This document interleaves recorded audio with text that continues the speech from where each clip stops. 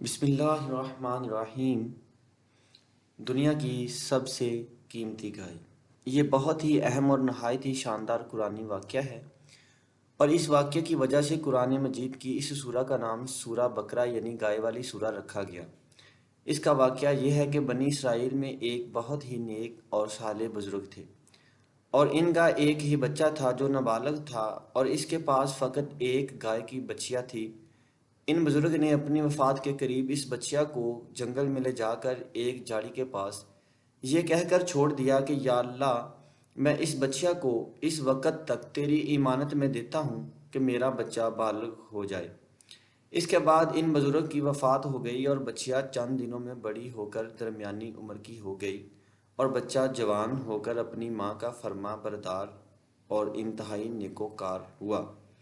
اس نے اپنی رات کو 3 حصوں میں تقسیم کر رکھا تھا، ایک حصہ میں سوتا تھا اور ایک حصہ میں عبادت کرتا تھا، اور ایک حصہ میں اپنی ماں کی خدمت کرتا تھا،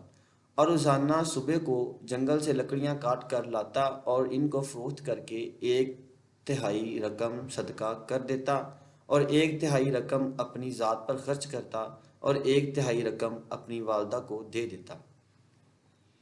ایک دن لڑکے کی ماں نے کہا کہ میرے پیارے بیٹے، تمہارے باپ نے میراث میں ایک بچیا چھوڑی تھی جس کو انہوں نے فلاں جھاڑی کے پاس جنگل میں خدا کی امانت میں سونپ دیا تھا۔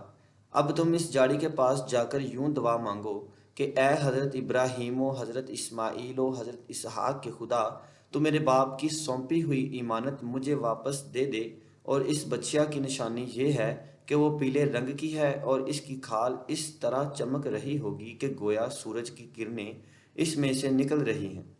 یہ سن کر لڑکا جنگل میں اسی جھاڑی کے پاس گیا اور دعا مانگی، تو فوراً ہی وہ گائے دوڑتی ہوئی آ کر اس کے پاس کھڑی ہو گئی،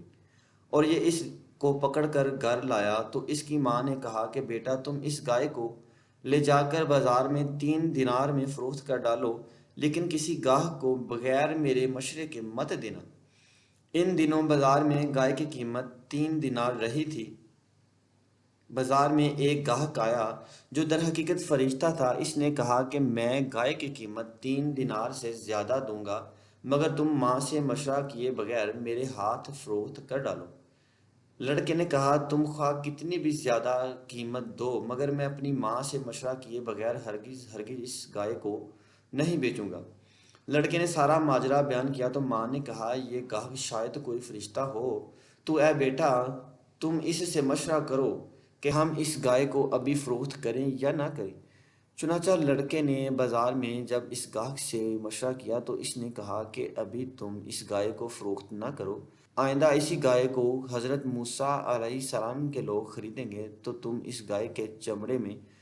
بر کر سونا اس کی قیمت طلب کرنا، تو وہ لوگ اتنی ہی قیمت دے کر خرید لیں گے۔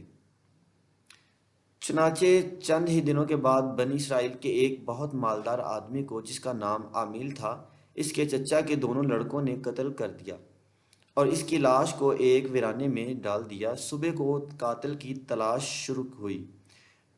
مگر جب کوئی سراغ نہ ملا تو کچھ لوگ حضرت موسیٰ علیہ السلام کی خدمت میں حاضر ہوئے اور قاتل کا پتہ پوچھا، تو آپ نے فرمایا کہ تم لوگ ایک گائے ذبح کرو اور اس کی زبان یا دم کی ہڈی سے لاش کو مارو، تو وہ زندہ ہو کر خود ہی اپنے قاتل کا نام بتا دے گا۔ یہ سن کر بنی اسرائیل نے گائے کے رنگ، اس کی عمر وغیرہ کے بارے میں بحث و خرید شروع کر دی،